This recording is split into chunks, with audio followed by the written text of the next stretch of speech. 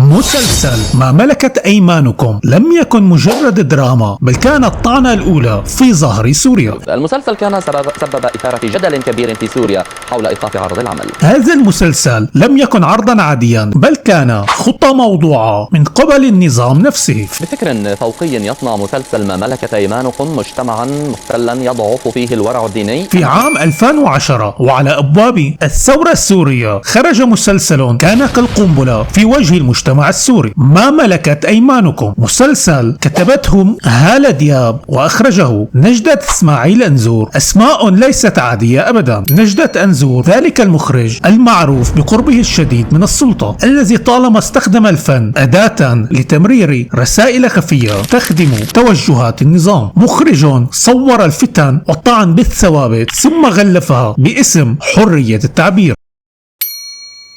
وهالة دياب كاتبة مثيرة للجدل التي لم تخفي يوما في كتاباتها توجهاتها المناهضة لضرب القيم الدينية والاجتماعية، خصوصا أنها كانت من إحدى المبتعثات للدراسة ببريطانيا على حساب نظام الأسد. أبطال المسلسل أيضا لم يأتوا صدفة، فأحد أبرز الوجوه كان مصطفى الخاني النمس، والمعروف طبعا بقربه الشديد من دوائر نظام الأسد، حتى صاروا يلقبوا بنمس القصر وصديق ماهر الأسد. أما بطلة المسلسل سلافة معمار فليست مجرد ممثلة عادية هنا، فزوجها آنذاك سيف الدين سبيعي كان معروفا بولائه التام للنظام، ولا يخفى على أحد كيف بدأ الطلب يزداد على سلافة تحديدا بعد هذا العمل، وكأن رضا النظام عنها أصبح جواز عبور لبطولات جديدة، بعد أن نجحت حسب رأيهم في تشويه صورة المتدينين ونقل صورة سلبية عن المجتمع السوري المحافظ. أما بقية أبطال المسلسل فهم جميعا معروفون بولائهم لنظام الأسد، ودافعوا عنه خلال فترة الثورة بشكل مباشر أو غير مباشر، باستثناء عبد الحكيم قطيفان ابن درعا والمعارض المعروف للنظام، التي كانت مشاركته في هذا العمل سقطة مؤلمة لتاريخه، ويبدو أنه أجبر على الظهور فيه بأوامر مباشرة من نظام الأسد، ومعارضته للنظام في بداية الثورة دليل على ذلك. ولا تنسوا من غنى شعرة البداية، جورج وسوف الموالي المطلق للأسد، الذي لطالما اعتبر نفسه جزءا من نظام الأسد لا مجرد فنان.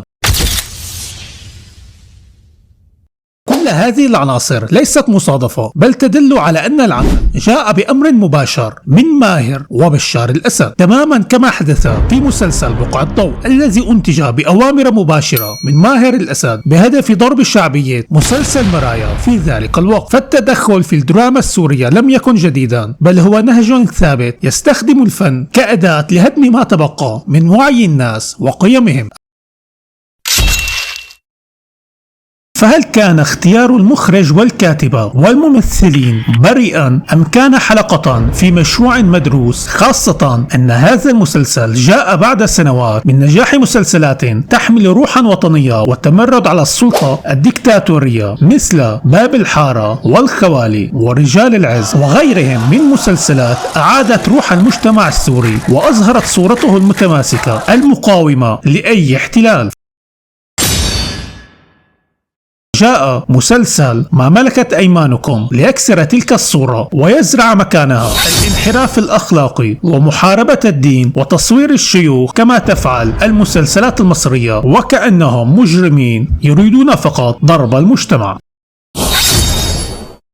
المسلسل لم يكن مجرد دراما، بل كان رسالة واضحة: اضربوا المجتمع من الداخل، شوهوا الدين، وانشروا الانحلال الأخلاقي ليصبح السيطرة على الشعب أكثر سهولة.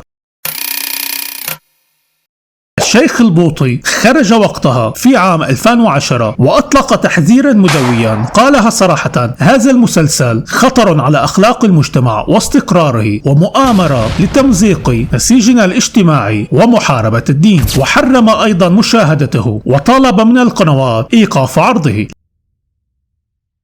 نذيرا من غضبة إلهية عارمة وزمجرة ربانية تكمن وراء المسلسل. وناشد البوطي المحطات الفضائية صرف هذه المصيبة المرعبة. لكن طبعا كان صوته وحده غير كاف وسط هذا الإعلام العربي الضخم الممول من الدول الغربية الذي يهدف لهدم المجتمع العربي كاملا تمهيدا لسقوط البلاد نفسها.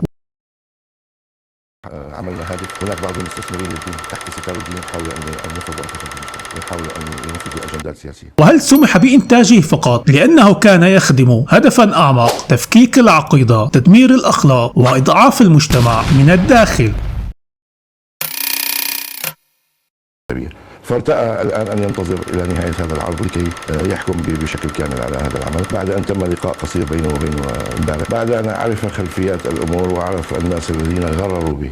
أما بعد تصريح الشيخ محمد سعيد رمضان البوطي الذي حذر فيه من خطورة المسلسل وأثره التخريبي، خرج المخرج نجدة أنزور بتصريح غريب قال فيه إنه اجتمع بالبوطي وأقنعه بتغيير رأيه بعد أن كان مغررا به من قبل جماعات متطرفة على حسب قوله. ولكن من يعرف النظام جيدا يعلم أن هذا التراجع للبوطي وتغيير رأيه لم يكن قناعة الشيخ، بل نتيجة ضغوط وتهديدات مباشرة من نظام الأسد. وربما كانت رسالة من القصر الجمهوري وصلت واضحة: اسكت ولا تعارض مجددا. وبالفعل بعد أشهر قليلة فقط بدأ النظام يلمع أنزور ويقربه أكثر وضمه لمجلس الشعب. أما البوطي فقد رأيناه بعد عدة أشهر يتحول بشكل مفاجئ وغريب إلى مدافع شرس عن النظام ومعارض للثوار، في موقف كان صادما لكثير من السوريين.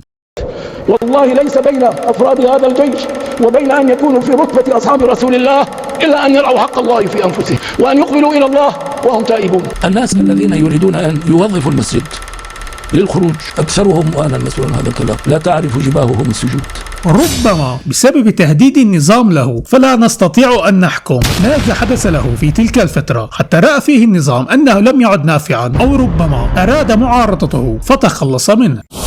المناسبات والعلاقة الخاصة التي كانت تربط الأستاذ الدكتور محمد سعيد رمضان البوطي والرئيس الراحل حافظ الأسد رحمه الله. دكتور، موقف ترك لديكم أثرا وجدانيا في حياة الرئيس الراحل حافظ الأسد. حقيقة هنالك أكثر مواقف. واليوم بعد أكثر من عقد من الدمار وانتصار الثورة السورية نتساءل: لولا هذه الثورة لربما رأينا بداية من هذا المسلسل مسلسلات قادمة تهدف فقط لضرب المجتمع ومحاربة الدين والقيم ونشر الفساد والانحلال الأخلاقي. وهذا يدل على خطورة الدراما في تشكيل الوعي العام للمجتمع وتوجيهه كيفما يشاءون. واليوم بعد تسلم الفنان مازن الناطور المعروف بمواقفه الوطنية نقيبا للفنانين، هل سيعيد الدراما لما كانت عليه سابقا بعد أن دمرها النقيب السابق زهير رمضان على مدار أكثر من 15 عام؟ ولاحظنا مثل هذه المسلسلات، ولكن من الجيد أنها لم تلقى أي صدى إعلامي، وذلك بسبب معاقبة النظام وعدم شراء هذه المسلسلات التي أنتجها هو.